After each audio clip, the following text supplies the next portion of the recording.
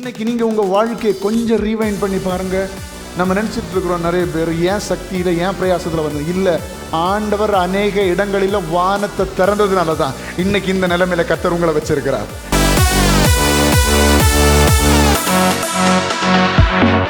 நம்ம காரியங்கள் எல்லாம் ஒதுக்கி வச்சுட்டு ஆண்டவரத்தில் பேசுறதுக்கு நம்ம கொஞ்சம் நேரத்தை செலவழிக்கிறோம். அதுதான் பிரேயர்.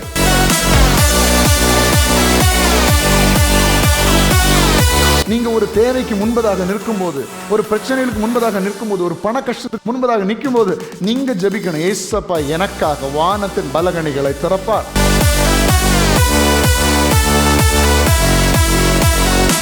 மல்கியா 3ஆம் அதிகாரம் அவருடைய 10ஆம் வசனம். எல்லாரும் எடுத்திருப்பீங்க நம்புகிறேன். எல்லாரும் நாம் சேர்ந்து வாசிக்கலாம். மல்கியா 3:10. இதெல்லாம் நாம் சேர்ந்து சத்தமாய் வாசிக்கலாம். என் ஆலயத்தில் ஆகாரம் உண்டாயிருக்கும்படி தசம பாகங்களை எல்லாம் பண்டசாலையிலே கொண்டு வாருங்கள். அப்பொழுது நான் வானத்தின் பலகணிகளை திறந்து இடங்கொள்ளாமல் போக மட்டும் உங்கள் மேல் ஆசீர்வாதத்தை வருஷிக்க மாட்டேனோவென்று அதனால் என்னை சோதித்து பாருங்கள் என்று சேனைகளின் கர்த்தர் சொல்லுகிறார். இதில் நம்ம பார்க்குறோம், ஆலயத்தில் ஆகாரம் உண்டாயிருக்கும்படி தசம பாகங்களை எல்லாம் பண்டசாலையிலே கொண்டு வாருங்கள். இதெல்லாம் நமக்கு தெரிந்த காரியங்கள். அப்பொழுது நான் வானத்தின் பலவணிகளை திறந்து இடங்கொள்ளாமல் போக மட்டும் உங்கள் மேல் ஆசீர்வாதத்தை வருஷிக்க மாட்டேனோ என்று அதனாலே என்னை சோதித்து பாருங்கள், என்னை டெஸ்ட் பண்ணி பாருங்கள் அப்படின்னு சொல்கிறார். இது நமக்கு தெரிஞ்ச காரியம்தான். ஆனால் இதனுடைய மைய பகுதியை பார்த்தீங்கன்னா, நான் வானத்தின் பலகணிகளை திறந்து இடங்கொள்ளாமல் போக மட்டும் ஆசீர்வதிப்பேன். அப்படின்னா ஒரு மனுஷனுக்காக தேவன் வானத்தை திறந்து ஆசீர்வாதத்தை கொடுப்பாராம். இதை தான் நம்ம இன்னைக்கு தியானிக்க போகிறோம். ஹல்லேலூயா.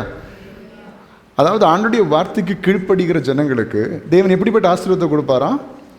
வானத்தை திறந்து, வானத்தின் பலகணிகளை திறந்து இடங்கொள்ளாமல் போக மட்டும், அதாவது போதும் போதும் என்று நிரம்பி வழிகிற ஆசீர்வாதம் தான் இடங்கொள்ளாமல் போக மட்டும் ஆசீர்வாதம். அப்படி தானே? சமீபத்தில் ஒருவர் என்னிடத்தில் சொல்வதை கேட்டேன். அவர் ஒரு 6-7 ஆண்டுகளுக்கு முன்பதாக ஒரு அழகான ஒரு வீட்டை கட்டினார்.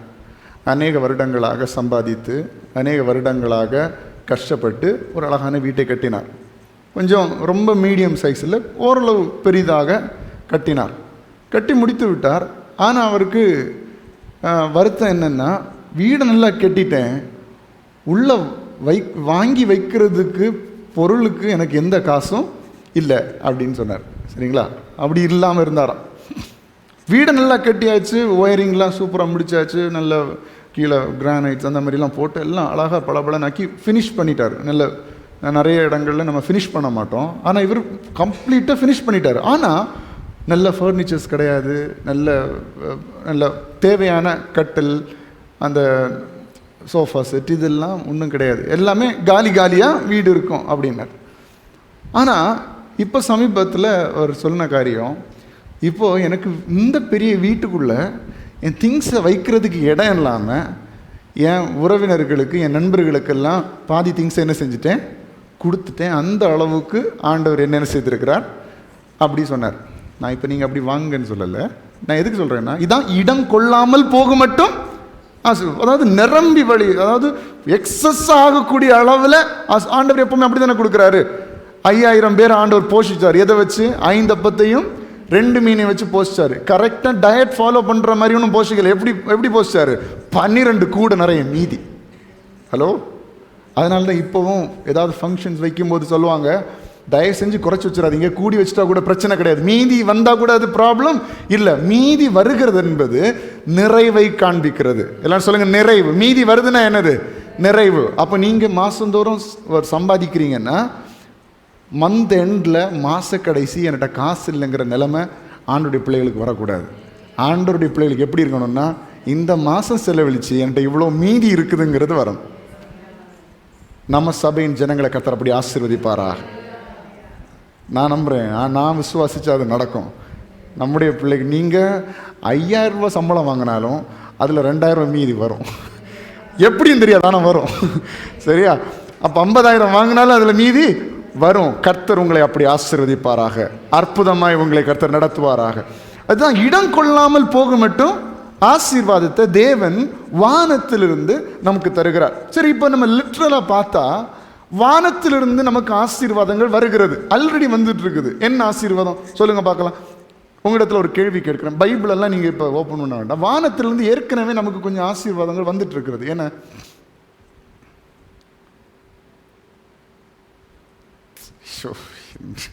ஒரு கேள்வி கேட்டா சொல்லுங்க, கொஞ்சம் யோசிச்சு பதில் சொல்லுங்களேன். நீங்க ரொம்ப ஆவிக்குரிய விதத்தில் யோசிக்காதீங்க, அப்போ பதில் கிடைக்காது. கொஞ்சம் நார்மலாக யோசிங்க. வானத்திலிருந்து ஏற்கனவே உங்களுக்கும் எனக்கும் இந்த உலகத்தில் உள்ள அத்தனை பேருக்கும் ஆசீர்வாதங்கள் வந்து கொண்டிருக்கிறது. என்னது? மழை. நல்லோர் மேலும் தீயோர் மேலும் மழையை பெய்ய பண்ணுகிறார். இன்னொன்று சூரியனை பிரகாஷ். அப்போ ஆல்ரெடி நமக்கு ஒரு 2 மேஜரான ஆசீர்வாதம் வருது. என்னது? மழை ஒன்று, சூரியன் ஒன்று. சரியா? இது 2மே ஒரு பெரிய ஆசீர்வாதம். ஏன்னா இந்த உலகத்தில் இந்த மரம் செடி கொடிகளெல்லாம் இவ்வளோ அழகாக இருக்கிறதுக்கு காரணமே எதனாலன்னா சூரிய வெளிச்சத்தினால, இன்னொன்று மழையினால. நம்ம வீட்டில் ஒரு செடி வளர்க்கும்போது கஷ்டப்பட்டு வளர்க்குறோம் இல்லையா? அதுக்கு உரம் வச்சு, அதுக்கு என்னது தண்ணியெல்லாம் அழகாக ஊற்றி மேலே ஒரு கூரை போட்டு விட்டிங்கன்னா என்ன ஆகும்? நாங்கள் எங்கள் முன்னாடி நிறைய செடிகளை, எங்கள் அம்மாவுக்கு ரொம்ப பிடிக்கும் செடின்னா. நான் அதுக்கு ஸ்ட்ரைட் ஆப்போசிட். அம்மாவுக்கு செடின்னா ரொம்ப பிடிக்கும். அப்போ முன்னாடி இந்த ஷீட்லாம் கிடையாது. அப்போ அழகாக பூத்துக்கொள்ளுங்க. மேலே இப்போ வெளியெல்லாம் ரூஃப் போட்டதுக்கப்புறம் ஒரு செடியும் ஒழுங்காக முளைக்கிறது கிடையாது. ஏன்? சூரிய வெளிச்சம் கரெக்டாக அங்கே வர்றது இல்லை. அப்போ அங்கே ஒன்றும் நல்லா இருக்காது. இதே தான் இப்போ. ஆனால் வெளியே காட்டு செடிகளை பாருங்கள், அழகாக பச்சை பசேல்னு பூத்துருக்கும். கொஞ்சம் மழை அடித்தா போதும் அந்த க்ரீன் கலரே அவ்வளோ அழகாக என்ன செய்யுது, வெளியே தெரிகிறது. அப்போ இயற்கையாக இப்போ மனுஷனுக்கும் சூரிய வெளிச்சம் தேவை. மனுஷனுக்கும். நீங்கள் நான் இப்போ நிறைய பேர் வெயிலில் போக மாட்டாங்க. ஏன் வெளியில் போக மாட்டாங்கன்னு நினைக்கிறீங்க? நீங்கள் சொல்லலை, ஆனால் உங்கள் மைண்ட் வாய்ஸ் என்ன கேட்குது. ஏன் வெளியே போக மாட்டாங்க? நம்ம ஸ்கின் வந்து டேன் ஆகிடும் அப்படின்னு சொல்லிட்டு. ஓகே, அது நல்லது தான். ஆனால் நம்முடைய சரீரத்திற்கும் சூரிய வெளிச்சம் தேவை. இல்லைன்னா கிடுகிடுப்பு எல்லாம் உண்டாயிருமா? அப்போ காலையில் சொல்கிறாங்க, காலையில் எழும்பி கொஞ்சம் வாக்கிங்லாம் போங்க, வீட்டுக்குள்ளேயே போகாதீங்க, வெளியே என்ன செய்யுங்க, போங்க. ஏன்னா இந்த சூரிய வெளிச்சம் உங்கள் மேலே படணும். சின்ன சின்ன குழந்தைகளெல்லாம் பிறக்கும்போது அவங்கள கொஞ்சம் நாளைக்கு எங்கே காமிக்க சொல்கிறாங்க? காலையில் உள்ள சூரிய வெளிச்சத்தில் காமிக்க சொல்கிறாங்க. எதுக்காக? பிள்ளை சூடாகட்டும்னா அந்த சூரியனிலிருந்து வருகிற சில நன்மைகளை அந்த பிள்ளை பெற்றுக்கொள்ள வேண்டும். அதனாலேயே அதனுடைய சரீரத்தில் சில மாற்றங்கள் உண்டாகிறது, ஸ்கின்ல மாற்றங்கள் உண்டாகிறது. அப்போது ஆல்ரெடி லிட்ரலாகவே நீங்களும் நானும் 2 பெரிய ஆசீர்வாதங்களை அனுபவித்து கொண்டிருக்கிறோம். அதில் ஒன்று சூரியன், இன்னொன்று மழை. இது 2மே நமக்கு ஒரு மிகப்பெரிய ஆசீர்வாதமாக இருக்கிறது. இந்த 2 ஆசீர்வாதத்தையும் மனுஷனால் உருவாக்கி கொள்ள முடியாத ஆசீர்வாதம். கவனிக்கிறீங்களா? மழையும் சரி, மழை செயற்கையாக இன்னைக்கு நிறைய பேர் மழையை பெய்ய பண்ண முயற்சி செய்கிறார்கள். ஆனால் அதெல்லாம் சக்ஸஸ் ஆகலை. இதெல்லாமோ பண்ணி பார்க்குறோம், கெமிக்கல் ரியாக்ஷன்ஸ் எல்லாம் கிரியேட் பண்ண பார்க்குறாங்க, அதெல்லாம் சக்ஸஸ் ஆகலை. ஆனால் ஆண்டவர் மழையை பெய்ய பண்ணால் எப்படி மழை பெய்ய பண்ணுவார் தெரியுமா? அவர் நினைக்கிற எல்லையில் பெய்ய பண்ணுவார். கரெக்டா? நான் ஒரு நாள் சென்னையில் ஒரு ஊழியத்துக்காக வாகனத்தில் போயிட்டு இருந்தேன். அப்போ என்னை கூட்டி கொண்டு வருகிறவர்களும் என்னை கூட இருந்தாங்க. ரொம்ப தூரம் போயிட்டு இருக்கோம். ஒரு ஹைவேல நாங்கள் ஜாயின் ஆக போகிறோம். கண் கூட பார்த்தது பாருங்கள், நாங்கள் சரியான வெயிலில் நிற்கிறோம். கண்ணுக்கு முன்னாடி ஒரு இடத்துல அருவி பாயிற மாதிரி மழை என்ன செஞ்சுட்டு இருக்குது, பெஞ்சிட்டு இருக்கு. நீங்கள் அப்படிப்பட்ட காட்சியை பார்த்துருக்கீங்களா? யாராவது பார்த்ததில்ல? ஒரு சிலர் பார்த்துருக்கிறீங்க. ஓகே, 2. அதாவது நம்ம நிற்கிற இடத்துல என்ன இருக்காது, மழை இருக்காது. ஒரு 10 அடி 20 அடி தாண்டி அருவி பாயிறது மாதிரி மழை அதுலேருந்து ஸ்டார்ட் ஆகுது. அப்போ அப்படி வண்டி போகும்போது ஏதோ ஒரு அருவிக்குள்ளே போனால் எப்படி இருக்கும், அதே போல் இந்த கார் இப்படி போகுது பாருங்கள். எனக்கு அன்றைக்கி தான் முதல்ல பார்த்தேன். அதுக்கப்புறம் பார்த்ததில்லை, அதுக்கு முன்னாடியும் நான் பார்த்ததில்லை. அப்படிப்பட்ட ஒரு சீன், ஒரு லெவல்லேருந்து அப்படி இந்த ஸ்கேல் போட்டு வரைஞ்சது. அந்த நம்ம போடுவோம்ல, மார்ஜின் லைன் போடுவோம்ல, அதை மாதிரி லைன் போட்டு மழை பெய்யுது. இங்கே வெயில், அங்கே மழை. இது யாருடைய செயல் நினைக்கிறீங்க? மனுஷனால் ஒன்று பண்ண முடியுமா? ஆண்டவரால் மட்டும்தான் இதை செய்ய முடியும். அப்போ மழையை பெய்ய பண்ணுகிறவர் கர்த்தர், சூரியனை பிரகாசிக்க பண்ணுகிறவர் கர்த்தர். உங்களுக்கு தெரியுமா இன்னைக்கு காலையில் சூரியன் நம்ம மேலே வரும்னு? தெரியாது. ஆனால் கர்த்தர் கொண்டு வந்திருக்கிறார். கர்த்தர் அதை நிறைவேற்றுகிறார். அப்போ நம்ம புரிந்து கொள்ள வேண்டிய காரியம், நம்ம சக்திக்கு அப்பாற்பட்ட காரியங்களை நாம் பெற்றுக்கொள்வதுதான் தேவன் வானத்தின் பலகணிகளை திறப்பது. நம்முடைய சக்திக்கு அப்பாற்பட்ட காரியம் எதெல்லாம் நம்மிடத்தில் வருகிறதோ இதெல்லாம் நம்முடைய பலத்தினால் நாம் சாதிப்பதல்ல, தேவன் கொடுக்கிற காரியங்கள். இன்னைக்கு நீங்கள் உங்கள் வாழ்க்கையை கொஞ்சம் ரீவைண்ட் பண்ணி பாருங்கள். நம்ம நினச்சிட்டு இருக்கிறோம் நிறைய பேர் ஏன் சக்தியில் ஏன் பிரயாசத்தில் வந்தது இல்லை. ஆண்டவர் அநேக இடங்களில் வானத்தை திறந்ததுனால தான் இன்னைக்கு இந்த நிலைமையில் கர்த்தர் உங்களை வச்சிருக்கிறார். இன்றைக்கு இந்த இடத்துல கர்த்தர் உங்களை கொண்டு வந்திருக்கிறார்.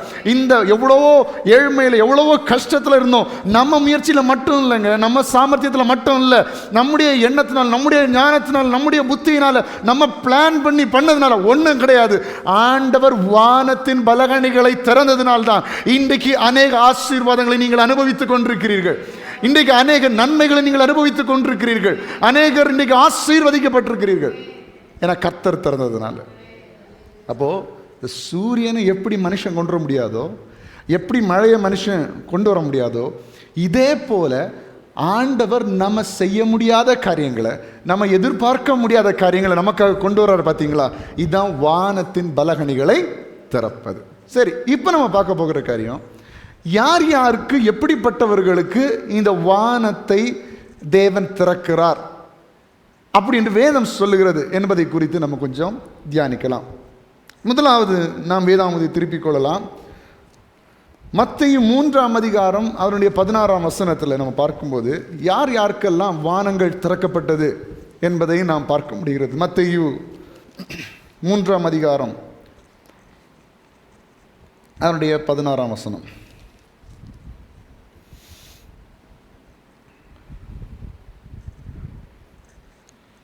இயேசு ஞானஸ்நானம் பெற்று, எல்லாம் எடுத்தீங்களா? மத்தேயு 3:16. இயேசு ஞானஸ்நானம் பெற்று ஜலத்திலிருந்து கரையேறின உடனே இதோ வானம் அவருக்கு திறக்கப்பட்டது, தேவ ஆவி புறாவை போல் இறங்கி தம்மேல் வருகிறதை கண்டார். இங்கே யாருக்காக வானம் திறக்கப்படுகிறது? இயேசுவுக்காக. எப்பொழுது திறக்கப்படுகிறது? தேவனுடைய வார்த்தைக்கு கீழ்ப்படிந்து ஒரு மனுஷன் இந்த உலகத்தில் வாழும்போது அந்த மனிதனுக்காக வானம் திறக்கப்படும். ஹல்லேலூயா. ஞானஸ்நானம் எடுக்க வேண்டும் என்கிறது தேவன் சொன்ன ஒரு காரியம். அதை இயேசு நிறைவேற்ற வேண்டிய அவசியமே இல்லை. இயேசு நிறைவேற்ற வேண்டிய அவசியம் இருக்குதா? யாருக்கு ஞானஸ்நானம்? பாவம் செய்கிறவனுக்கு தான் ஞானஸ்நானம், தப்பு பண்ணுறவனுக்கு தான் ஞானஸ்நானம். இயேசு பாவம் அறியாதவர், பாவமே இல்லாதவர். இந்த உலகத்தில் வாழ்ந்தாலும் இந்த உலகத்தில் உள்ள எந்த கரையும் தன்மேல் ஒட்டாத ஒரு 100% மனுஷனாகவும் வாழ்ந்தார் இயேசு கிறிஸ்து. அப்படிப்பட்டவருக்கு ஞானஸ்நானம் தேவையா? உலகமே அவருக்கு கீழே இருக்கிறது, எல்லா அதிகாரங்களும் அவருக்கு கீழ்பட்டிருக்கிறது. வசனம் சொல்லுகிறது எல்லாம் அவருக்கென்றும் அவருக்குள்ளும் சிருஷ்டிக்கப்பட்டிருக்கு, எல்லாமே அவருக்குள்ள. அப்போ அவர் எதுக்குங்க ஞானஸ்நானம் இருக்கணும்? நமக்கு மாதிரியாக காமிச்சார். யாருக்கும் இயேசு என்பது ஒரு மாதிரி, எப்படி ஒரு மனுஷன் வாழ வேண்டும் என்கிறதற்கு ஒரு மாதிரி. அப்போ மனுஷன் ஞானஸ்நானம் எடுக்க வேண்டும் என்பதை அவர் செய்து காண்பித்தார், அதை நிரூபித்து காண்பித்தார். அப்போ அதற்கு கீழ்ப்படியும் போது வானம் இயேசுவுக்காக திறந்தது. அப்போ இன்றைக்கு என்னுடைய பிள்ளையே, நம்ம ஒருவேளை எல்லாரும் ஞானஸ்தானம் எடுத்திருக்கலாம், நம்ம எல்லாரும் கர்த்தரை ஆராதிக்கிறவர்களாக இருக்கலாம். ஆனால் நான் இன்றைக்கு இதிலிருந்து சொல்ல விரும்புகிற காரியம், யார் கர்த்தருடைய வார்த்தைகளுக்கு கீழ்ப்படுகிறவர்களாய், அவருடைய வார்த்தைக்கு முன்பதாக தன்னை ஒப்பு கொடுக்கிறவர்களாக இருக்கிறார்களோ அவர்களுக்காக தேவன் வானத்தின் பலகணிகளை திறப்பார். அப்போ நம்ம இன்னைக்கு விசுவாசிக்கணும், இந்த நவம்பர் 3ஆம் தேதியில் நான் ஆண்டவருடைய பிள்ளையாக இருக்கிறதுனால, நான் கர்த்தருடைய வார்த்தைகளுக்கு கீழ்ப்படுகிறதுனால, இந்த வசனங்களை நான் உதாசீனப்படுத்தாதபடிக்கு, இதை நான் சுலபமாக எடுத்து விடாதபடிக்கு, தேவன் எனக்கு சொன்ன வார்த்தைகள் இதை நான் அப்படியே கீழ்ப்படிவேன் என்று சொல்லி அவருடைய வார்த்தைகளுக்கு நீங்களும் நானும் கீழ்ப்படி ஆரம்பிக்கும் போது நமக்காக தேவன் வானத்தின் பலகணிகளை திறக்கிறார். அல்லேலூயா. ஒன்று. இரண்டாவது, அப்போஸ்தலர் 7ஆம் அதிகாரம் அதனுடைய 54ஆம் வசனத்தில்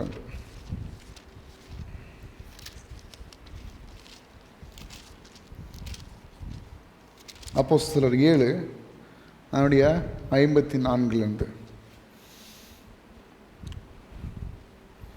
முதல்ல நம்ம பார்த்தோம், ஆண்டுடைய வார்த்தைகளுக்கு கீழ்ப்படுகிறவர்களுக்காக வானம் திறக்கப்படும். ரெண்டாவது நம்ம பார்க்க போகிற காரியம், தேவனுக்காக வைராக்கியமாய் நிற்கிறவர்களுக்காக வானம் திறக்கப்படும். எல்லாம் சொல்லுங்க, தேவனுக்காக வைராக்கியமாய் நிற்கிறவர்களுக்காக வானம் திறக்கப்படும். 54ஆம் வசனத்தை பார்ப்போம். இவைகளை அவர்கள் கேட்ட பொழுது மூர்க்கமடைந்து அவனை பார்த்து பல்லை கடித்தார்கள். யாரை பார்த்து? ஸ்தேவானை பார்த்து பல்லை கடிக்கிறார்கள். ஏன் ஸ்தேவானை பார்த்து பல்லை கடிக்கிறாங்க? அவர் கர்த்தருடைய வார்த்தையை ஜனங்களுக்கு சொல்லுகிறபடினால், கர்த்தருடைய சுவிசேஷத்தை அறிவித்தபடினால அந்த ஜனங்கள் எல்லாரும் ஸ்தேவான் மேல மூர்க்கம் கொள்கிறார். அதாவது கோபத்தின் உச்சம், கோபம் கொண்டு அவர்கள் மேல் பல்லை கடித்து அவனை பார்த்து பல்லை கடிக்கிறாங்க. பல்லை கடிக்கிறவர்கள் எல்லாரும் கரங்களை உயர்த்தி சத்தம் ஆண்டுக்கு மகிமைகளை செலுத்தும். ஹல்லேலூயா. பல்லை கடித்தார்கள். கடிச்சு முடிச்சிட்டீங்களா எல்லாரும்? சரி, பல்லை கடித்தார்கள்.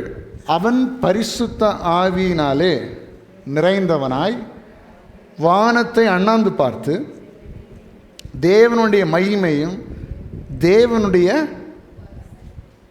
வலது பாரிசத்தில் இயேசுவானவர் நிற்கிறதையும் கண்டு, அதோ வானங்கள் திறந்திருக்கிறதையும் மனுஷகுமாரன் தேவனுடைய வலது பாரிசத்தில் நிற்கிறதையும் காண்கிறேன் என்றான். எல்லாரும் நல்ல கரங்களை தட்டி அந்த ஆண்டவருக்கு ஒரு மகிமைகளை செலுத்துங்க பார்க்கலாம். இப்போ ஸ்தேவானுக்கு வைராக்கியம் எப்படி வந்துருச்சுன்னா, சும்மா இல்லை, என் உயிரே போனாலும் பரவாயில்ல, என் உயிரே, எப்படிப்பட்ட வைராக்கியம்!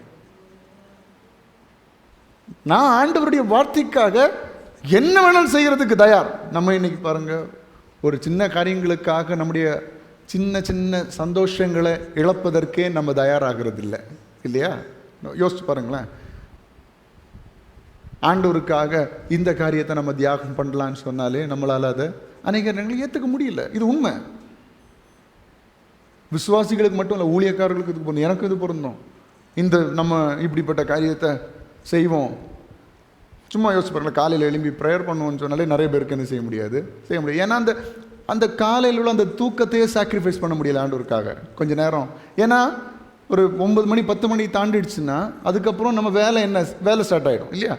உங்கள் அன்றாட வாழ்க்கை ஆரம்பித்து விடும். அதுக்கு பிறகு நீங்கள் தனியாக உட்கார்ந்து ஆண்டவரத்தில் ஜெபம் பண்ண முடியாது நீங்கள் தூங்குறது வரைக்கும். ஏன்னா பிள்ளைகள் இருப்பாங்க, வீட்டில் உள்ளவங்க இருப்பாங்க, உங்கள் வேலைகளை பார்க்கணும், கடமைகளை செய்யணும், வேலைக்கு போகணும், தொழில் செய்யணும், எல்லாம் இருக்கும். அதுக்கப்புறம் வேலை அப்படியே பிஸி ஆகிடும். அப்போ நம்ம ஆண்டவருக்கு அப்படிப்பட்ட இடத்த என்ன செய்ய முடியாது, கொடுக்க முடியாது. ஆனால் அதிகால வேளையில் உங்களை யாரும் டிஸ்டர்ப் பண்ண போகிறது கிடையாது. அப்போ அந்த நேரத்தில் நாம் கர்த்தருடைய சமூகத்தில், இது ஒரு சும்மா ஒரு எக்ஸாம்பிள் சொல்கிறேன், அதே அநேக நேரங்களால் நம்மளால் என்ன செய்ய முடியல. நிறைய பேர் சொல்லுவாங்க, என்னால் காலையில் எழும்ப முடியல அப்படின்னு அர்த்தம் என்ன? நம்ம சீக்கிரமாக சொல்லுங்கள், சத்தமாக சொல்லுங்களேன். ஏன் காலையில் நேரம் எழும்ப முடியல? நம்ம நேரமாக தூங்கலை. நீங்கள் நேரமாக தூங்கி பாருங்கள், காலையில் நீங்களே நினைச்சாலும் ஒரு 6 மணிக்கு மேலே உங்களால் தூங்க முடியாது. ஆட்டோமேட்டிக்காக என்ன செய்துருவீங்க, எழும்பிடுவீங்க. ஒருவேளை ஒரு 2 நாள் உங்களுக்கு அந்த இவ்வளோ நாள் தூங்காமல் இருந்ததுனால உள்ள கஷ்டத்தினால 2 நாள் உங்களால் எழும்ப முடியாமல் இருக்கும். கண்டிப்பாக நீ கரெக்டாக ஒரு 9 மணிக்கெல்லாம் தூங்கிட்டீங்கன்னா காலையில் சீக்கிரமாக உங்களுக்கு தானே முழிப்பு, நீங்களும் அலாமும் தேவையில்லை, ஒன்றும் தேவையில்லை, தானே உங்களுக்கு முழிப்பு வந்துடும். அப்போது இது ஒரு உதாரணமாக சொல்கிறேன். ஒவ்வொருடைய காரியங்கள், ஒவ்வொருடைய வேலைகள், ஒவ்வொருடைய காரியங்கள் உங்களுக்கு தான் தெரியும். இப்போ நான் ஈஸியாக சொல்லிட்டு போயிடலாம்.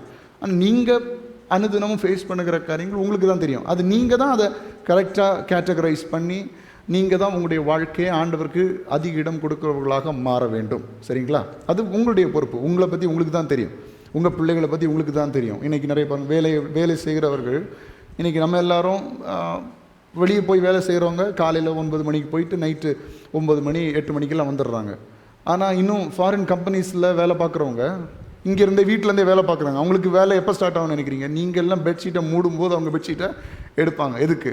நைட்டு 10 மணிக்கு தான் அவங்களுக்கு வேலையே ஸ்டார்ட் ஆகுது. நைட்டு 10 மணிக்கு வேலை ஸ்டார்ட் ஆகி காலையில் 6 மணி 7 மணி வரைக்கும் அவங்களுக்கு வேலை போகுது.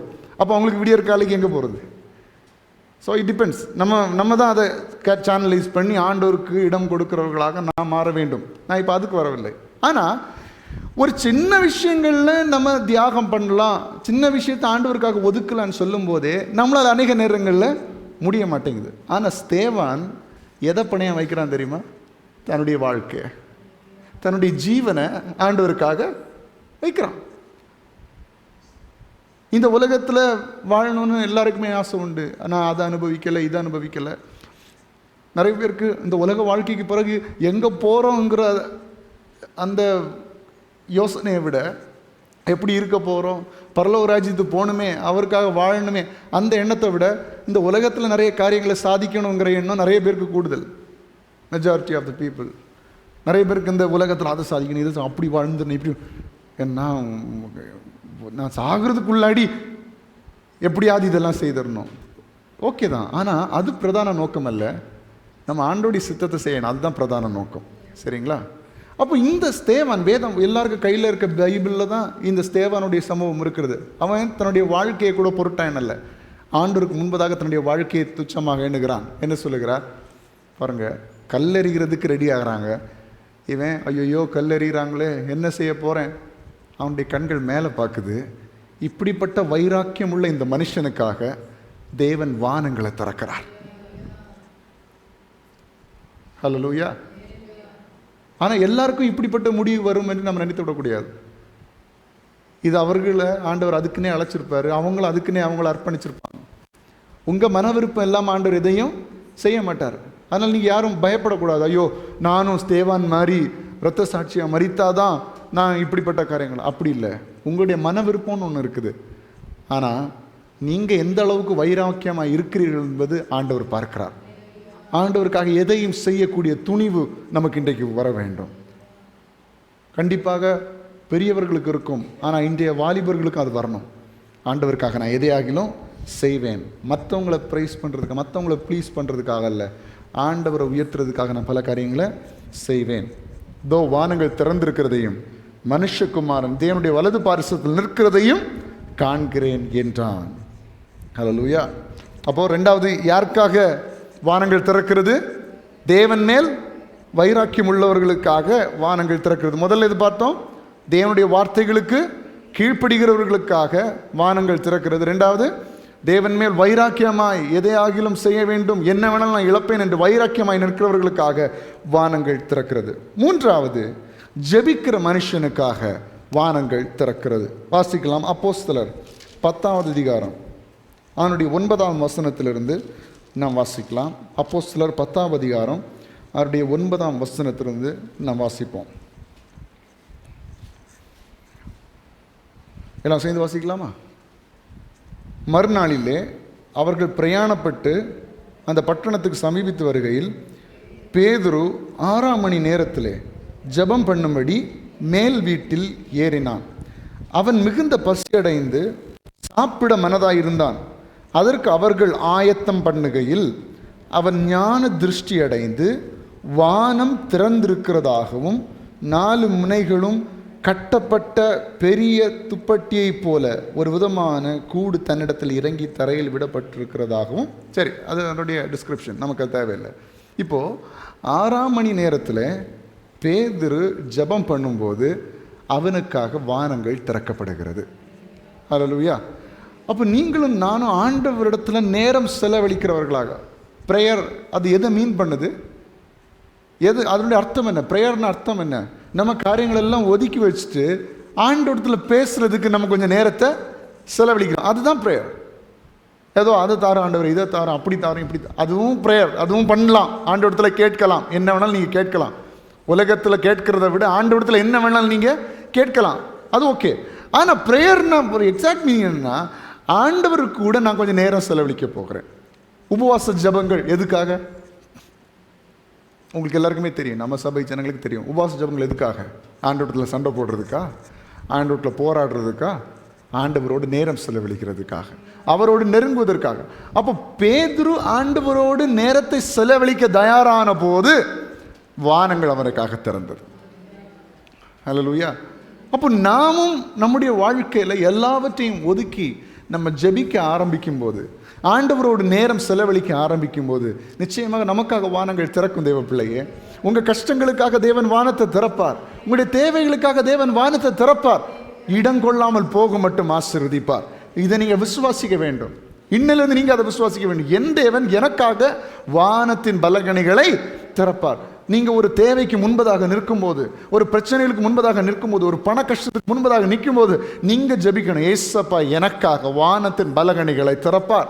ஒருவேளை நடக்கிறதுக்குரிய எந்த சாத்தியக்கூறு இல்லாமல் இருந்தாலும் கர்த்தர் எனக்காக வழிகளை ஆயத்தம் பண்ணுவார். பலவீனத்தின் மத்தியிலே, வியாதிகளின் மத்தியிலே, சரீர பிரகாரமான கஷ்டங்களின் மத்தியில் நீங்கள் நிற்கும்போது நீங்கள் ஜெபிக்க வேண்டும், கர்த்தர் எனக்காக வானத்தின் பலகணிகளை திறப்பார். என்னை இடம் கொள்ளாமல் போக மட்டும் ஆசீர்வதிப்பார். எல்லாரும் சொல்லுங்க, கர்த்தர் எனக்காக யாவையும் செய்து முடிப்பார். அவர் எனக்காக வானத்தின் பலகணிகளை திறப்பார். என்னை இடம் கொள்ளாமல் போக மட்டும் ஆசீர்வதிப்பார். இந்த நம்பிக்கை உங்க அத்தனை பேருக்கும் வரணும். இதை விசுவாசிக்காதவனுக்கு என்ன நடந்துச்சு தெரியுமா உங்களுக்கு? Any guess? தேவன் வானத்தை திறந்து போஷிப்பார்னு விசுவாசிக்காதவனுக்கு என்ன நடந்துச்சு தெரியுமா? சமாரியாவின் பஞ்சம். வாசிக்கலாம் 2 ராஜாக்கள் அந்த 7ஆம் அதிகாரத்தில் பாருங்க. தீர்க்கதரிசியாக கொண்டு ஆண்டவர் சொல்ற, சமாரியா என்கிற நாட்டில் ஒரு பெரிய பஞ்சம் உண்டாயிடுச்சு. அப்போ தீர்க்கதரிசி சொல்லுகிறாரு, நாளை இதே நேரத்தில் எல்லாம் பழைய நிலைமைக்கு திரும்பும். ஒரு நாட்டுடைய, நான் உங்களுக்கு ஆல்ரெடி இதெல்லாம் எக்ஸ்பிளைன் பண்ணியிருக்கேன், அதனால் அதை நான் ரொம்ப எக்ஸ்பிளைன் பண்ண வேண்டிய அவசியம் இல்லை.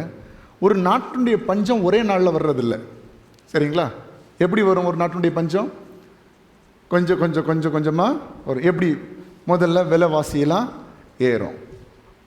1 கிலோ அரிசி 50 ரூபான்னா கொஞ்ச நாளில் 1 கிலோ அரிசி 500 ரூபாய் ஆகும். கொஞ்ச நாளைக்கு முன்னாடிலாம் பெட்ரோல் டீசல்லாம் எப்படி இருந்துச்சு? 40-50 ரூபாய்க்கு இருந்துச்சு. இப்போ எப்படி வந்துருச்சு? 100 வந்துச்சு. 100 வந்து 200 ஆகிறதுக்கும் சான்ஸ் இருக்குது. 100, 200, 1000 ஆகிறதுக்கும் சான்ஸ் இருக்குது. அதுக்காக யாரும் பெட்ரோல் போடாமல் இருப்பாங்களா? அதான் இப்போ சைக்கிள் நிறைய பேர் வாங்க ஆரம்பிச்சிட்டாங்க. நம்மளும் இனி சைக்கிள் தான் வாங்கணும் போல். சைக்கிளில் பின்னாடி ஏதாவது கொஞ்சம் 4 பேர் உட்காந்து போகிற மாதிரி ஏதாவது ஒரு இதை கட்டி நம்ம, சரி, ஜோக்ஸ் அப்பார்ட், ஒரு நாட்டினுடைய வறுமை எப்படி தெரியும்னா, ஜனங்கள் ஒரு பொருளை வாங்குறதுக்கு கஷ்டப்படுறதுலேருந்து ஆரம்பிக்கும், சரிங்களா? ஜனங்கள் ஒரு பொருளை வாங்குறதுக்கு ஸ்ட்ரைவ் பண்ணுறாங்க, கஷ்டப்படுறாங்கனாலே அந்த நாட்டு வீழ்ச்சி அடைகிறது என்று அர்த்தம், சரிங்களா? அப்போ என்ன ஆகுது? விலைவாசி ஏற ஏற ஏற அப்படி கொஞ்சம் கொஞ்சம் கொஞ்சமாக தான் ஒரு நாட்டினுடைய பஞ்சம் வரும். இப்போ கடைசியில் ஒன்றுக்கும் வழி இல்லாமல் ஒரு நாடு போகும். இப்படி வீழ்ச்சி அடைகிற ஒரு நாட்டின் பஞ்சத்தை ஒரே நாளில் மாற்றுறது கூடதக்க. அது கொஞ்சம் கொஞ்சமாக தான் டெவலப் ஆகணும். கொஞ்சம் கொஞ்சமாக நாட்டில் நிறைய காரியங்கள் ப்ரொடக்ஷன் ஆகி அதை வெளியே விற்று வெளியில் இருந்த பணங்கள் உள்ளே வந்து எக்ஸ்போர்ட் அண்ட் இம்போர்ட்ஸ் எல்லாம் ஜாஸ்தி ஆகி அப்படி வரும்போது ஒரு அதுவும் பெரிய பெரிய லார்ஜ் அமௌண்ட், பெரிய பெரிய காரியங்கள் நடந்தால் தான் நாட்டினுடைய பஞ்சம் கொஞ்சம் கொஞ்சமாக என்ன செய்யும்? மாறும். ஆனால் வேதாகமத்தில் வேதம் சொல்லுகிறது, சமாரியாவினுடைய பஞ்சம் ஒரே நாளில் மாறிச்சான்.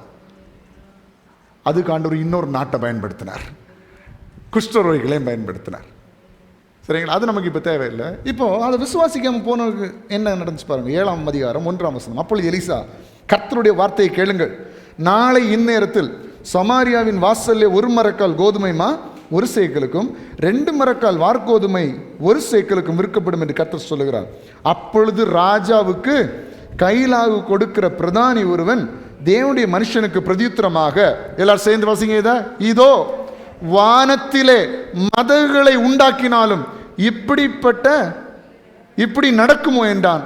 அதற்கு அவன், உன்னுடைய கண்களினாலே அதை காண்பாய், ஆனாலும் அதிலே சாப்பிட மாட்டாய். ஹல்லேலூயா. பக்கத்தில் பார்த்து சொல்லுங்க, நீங்கள் விசுவாசிச்சா நீங்கள் பார்ப்பீங்க. நீங்கள் விசுவாசிக்கலைன்னா எனக்கு நடக்கும், நீங்கள் பார்க்க மாட்டீங்க. ஹலோ, ஒன்றும் இல்லை, எல்லாம் உங்கள் பக்கத்தில் அவங்க தெரிஞ்சவங்க தானே இருப்பாங்க. நீ விசுவாசித்தால் தேவ மகிமையை காண்பாய், அதான் வசனம் சொல்லுது. இப்போ இது தீர்க்கதரிசி சும்மா வேலை இல்லாமலாம் சொல்லுவான், ஆண்டவருடைய வார்த்தை அறிவிக்கிறான். நாளை இதே நேரத்தில் இந்த பஞ்சம் மாறும், எல்லாம் நார்மல் ஆகும், விலைவாசி எல்லாம் கரெக்டாக மாறும். இதை ஆண்டவர் வானத்தை கிழிச்சாலும், வானத்தை திறந்தாலும், வானத்தில் மதங்களை உண்டாக்குனாலும் இது நடக்காது. அப்போ தீர்க்க சொல்கிறான், நீ அதை பார்ப்ப, ஆனால் அதை அனுபவிக்க மாட்டேன். 7ஆம் அதிகாரம் 18ஆம் வசனம் 18ஆம் வசனத்தில் பார்க்கிறோம். 2 மரக்கால் வார்கோதுமை 1 சேக்கலுக்கும் 1 மரக்கால் கோதுமைமா 1 சேக்கலுக்கும் நாளை இந்நேரத்தில் சமாரியாவின் ஒலிமுக வாசலில் விற்கும் என்று தேவனுடைய மனுஷன் ராஜாவோட சொன்னதின்படியே நடந்தது. எல்லாரும் கரங்களை தட்டி ஆண்டவருக்கு மகிமை செலுத்துங்க. கர்த்தருடைய வார்த்தை ஒரு நாளும் மாறாது. அவர் சொன்னபடியே ஆகும். சொன்னபடியே நடந்தது. அதற்கு அந்த பிரதானி தேவனுடைய மனுஷனுக்கு பிரதியுத்தரமாக, இதோ கர்த்தர் வானத்திலே மதகுகளை உண்டாக்கினாலும் இந்த வார்த்தையின் படி நடக்குமோ என்று சொல்ல, இவன் இதோ உன்னுடைய கண்களினாலே அதை காண்பாய், ஆனாலும் அதிலே சாப்பிட மாட்டாய் என்றானே, அந்த பிரகாரம் தானே அவனுக்கு நடந்தது. ஒலிமுக வாசலிலே ஜனங்கள் அவனை நெருங்கி மிதித்ததுனாலே அவன் செத்து. ஐயோ, ஜனங்கள் என்ன செஞ்சாங்க? நெருங்கி மிதித்து கொண்டு போட்டாங்க. கர்த்தரை விசுவாசிப்போம், அவ்வளோதான் நான் சொல்லுவேன், வேற எதுவும் சொல்ல மாட்டேன். கர்த்தரை, அவர் உங்களுக்காக வானத்தின் மதகுகளை திறப்பார், வானத்தின் பலகணிகளை திறப்பார். எப்படியாவது எங்கிருந்தாவது உங்களுக்கு ஆசீர்வாதங்கள் வரும். அது நம்ம பார்வைக்கு அப்பாறு. அதான் வானத்தின் பலகணிகள் நம்ம கண்ட்ரோல்ல இல்லை, என் புத்திக்கு அப்பாற்பட்டது. நான் கூட நிறைய சாட்சிகள் அதுபடி சொல்ல முடியும். பாருங்க, ஆண்டுடைய பிள்ளைங்க, நல்ல சில காரியங்கள் எல்லாம் சொல்லியிருக்கிறேன். இதெல்லாம் நம்ம புத்திக்கு அப்பாற்பட, அதை அப்படியே விட்டுரும். ஆண்டவர் என்னைக்கு செய்கிறாரோ செய்யட்டும். ஆனால் அதெல்லாம் ஆண்டவர் ஈஸியாக முடிச்சிருவார். நான் இங்கே முட்டி மோதிட்டு இருக்கிற காரியம் கரெக்டாக நடக்காது. கவனிக்கிறீங்களா? முட்டி மோதிட்டு கஷ்டப்பட்டு இருக்கிற காரியங்கள்லாம் நடக்காது. ஆனால் பெரிய பெரிய காரியங்கள்லாம் சுலபமாக நடக்கும். இதான் கர்த்தர் செய்கிற காரியங்கள். நம்முடைய சரீர பிரகாரமாக கூட அப்படிதான். நீங்க பிரயாசப்பட்டு ஒரு பலவீனம் அடைந்திருக்கலாம். இன்னைக்கு சொல்லுங்க, கர்த்தர் எனக்காக வானத்தின் பலகணிகளை திறந்து என் சரீரத்தை கர்த்தர் ஆசீர்வதிப்பார். என்னுடைய சரீரத்திற்கு பலவீனங்களை மாற்றி போடுவார். கழுகுக்கு சமானமா என் வயது திரும்ப வாழ வயது போல் ஆகிறது. கர்த்தருக்கு காத்திருக்கிற புது பலன் அடைந்து கழுகுகளை போல செட்டைகளை அடித்து மேலே எழும்புவார்கள். ஹல்லேலூயா. எத்தனை பேர் விசுவாசிக்கிறீங்க? இன்றைக்கு நம்முடைய கால்களை மான் கால்கள் போல் ஆக்குகிற தேவன், நம்முடைய சரீரங்களை புஷ்டி அடைகிற செய்கிற தேவன். வேதவசனம் சொல்ல, முதிர் வயதிலும் கனி தந்து பசுமையும், அதை உங்க வாழ்க்கையில கர்த்தர் செய்வார். நீங்க விசுவாசித்தால் தேவனுடைய மகிமையை காண்பீர்கள். எல்லாரும் சொல்லுவாங்க, வயசாக வயசாக கஷ்டங்க. ஆண்டவர் உங்க வாழ்ந்து வர வைக்கணும். வயசாக வயசாக கர்த்தரனை பலப்படுத்துகிறார், கர்த்தரனை ஆரோக்கியப்படுத்துகிறார், கர்த்தர் என்னை உற்சாகப்படுத்துகிறார். என்னைக்காவது ஒரு நாள் ஆண்டவருடைய சமூகத்தில் போக வேண்டியதா? அதில் நான் அப்போஸ் பண்ணவே மாட்டேன். கண்டிப்பாக என்னைக்கு ஒரு நாள் நம்ம இந்த உலகத்தை விட்டுட்டு போய் தான் ஆகணும். ஆனால் போகிற அன்னைக்கு வரைக்கும் கர்த்தருக்காக உற்சாகமாக எதையாகியும் செய்கிற பிள்ளைகளாய் இந்த சபையின் ஜனங்கள் மாறுவார்களாக, சபையின் குடும்பங்கள் மாறட்டும். ஆமென். நமக்காக வானத்தின் பலகணிகளை திறக்கிற தேவன். இடங்கொள்ளாமல் போக மட்டும் கர்த்தர் உங்களை ஆசீர்வதிப்பார்.